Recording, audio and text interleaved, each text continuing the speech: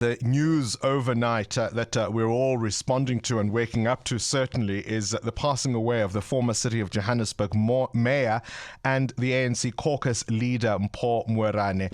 He passed away yesterday afternoon. Remember, he was involved in that tragic motor vehicle accident last Monday, and he leaves behind his wife Fikile and 4 children. And to get some responses for that, we are joined by two Johannesburg mayors, the former Johannesburg mayor and the leader of Action SA, Herman Mashaba, and the current Johannesburg mayor, Dr. Mpho Phalatse, joining us this morning to pay their tributes. I'll start with you, Herman Mashaba. Your response, your reaction to this news. Good morning.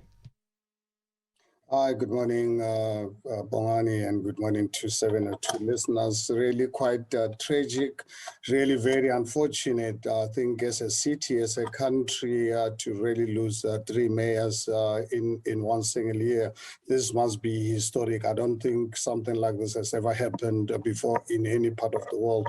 I think for us in South Africa, this is actually a mirror of the tragic situation and difficult environment under which we live, which is really very unfortunate. To my sincere, deepest condolences to Mr. Moerane's family, the ANC, and the entire city of Johannesburg residents. I think it's really such a loss. I'll keep you on the line. The current mayor, of course, Dr. Mpho Phalatse, was the one who unseated Mpho Moerane because of that election victory.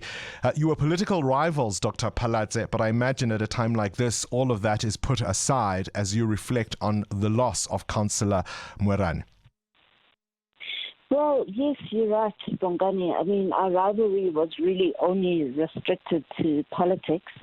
Mpho and I were friends. We shared a friend, a common friend. The former mayor, Johannesburg Matongo, was his best friend, and he was also a friend of mine.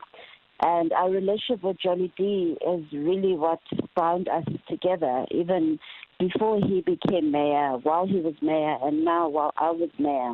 We found that we always would reflect back to him and what he would want us to do, which is work together and build our city.